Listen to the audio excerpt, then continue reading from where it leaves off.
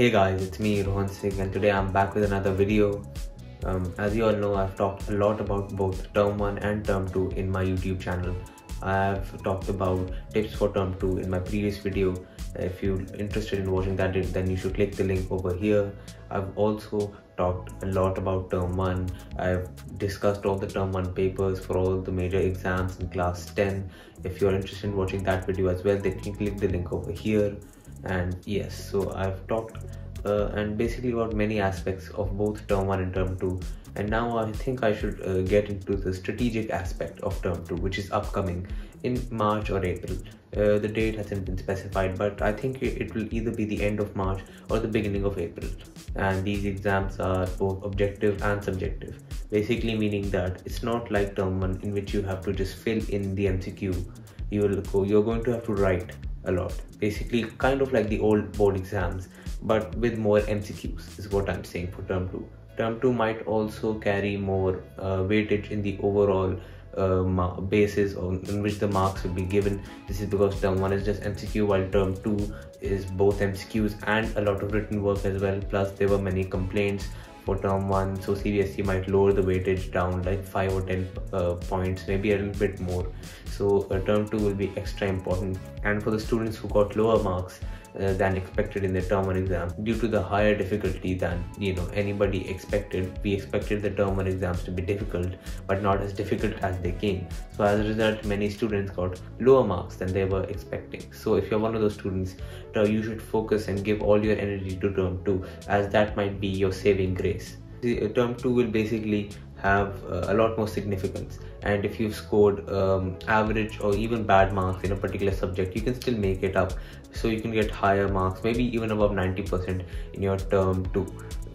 So yeah, it's basically, if for anyone who has scored bad marks or average or lower than expected, Term 2 will be your saving grace. For anyone which has scored at the same as the expectations or even higher, then you should also go for study a lot for Term 2, as you might increase your percentage even more. I'm going to give you guys some recommendations on the books, the textbooks which I think are important for Term 2, specifically for the subject math. I'll do ones for science, Hindi and all the different subjects SST later.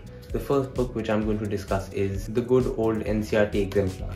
Now this can be both for class 10 and class 12. Right now I have the class 10th version, but this can be for class 12th as well.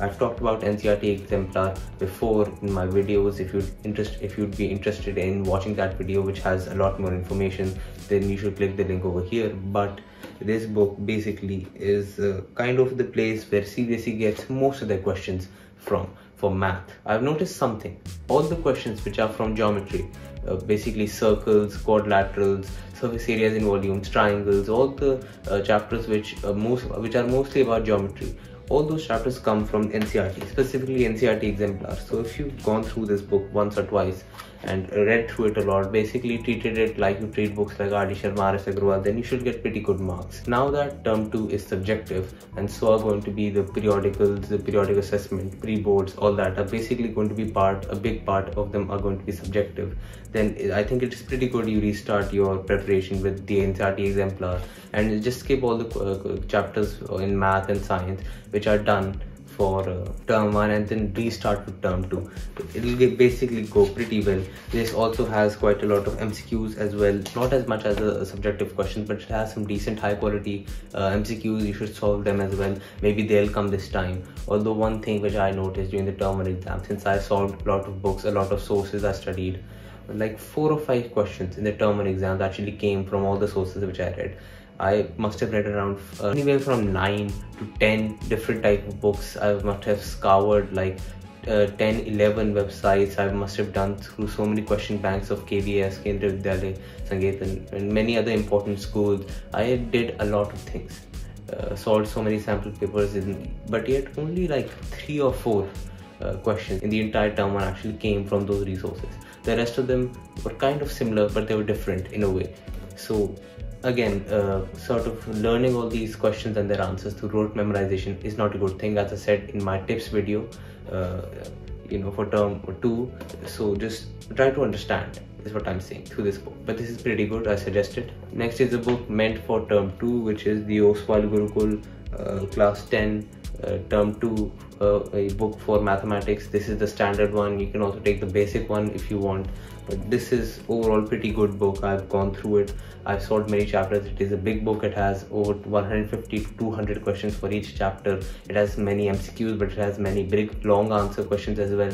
So overall, if you solve this book, you'll get a pretty good understanding of the chapter and will be very well prepared. So this is another book which I highly recommend.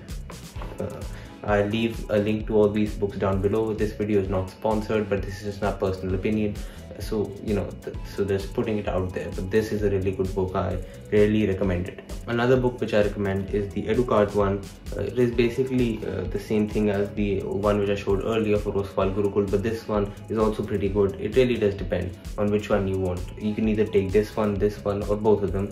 I took both of them because I like to have extra preparation. The more preparation you have for math, the better it will be, the more speed you will get. And as we have seen with the math term 1 exam, speed is really important. Speed will decide whether you get over 90% or not.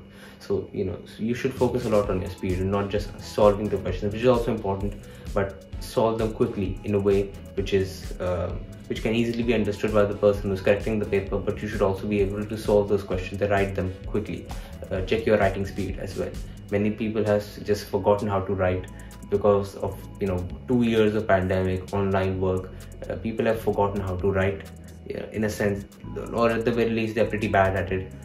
So you should learn how to write quickly for the term 2 exams.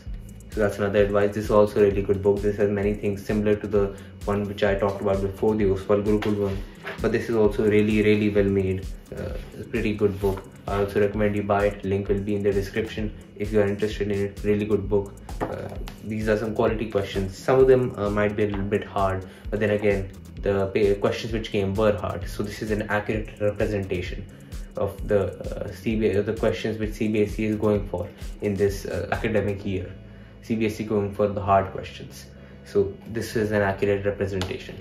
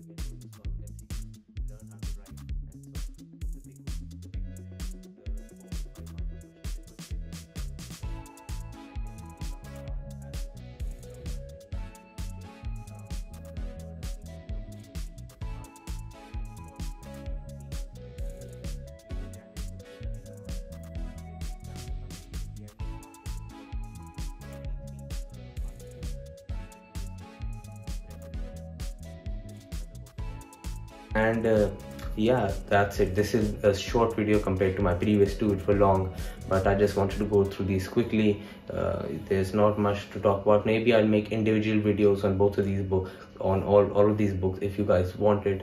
So yeah, subscribe and like if you enjoyed the video, and goodbye.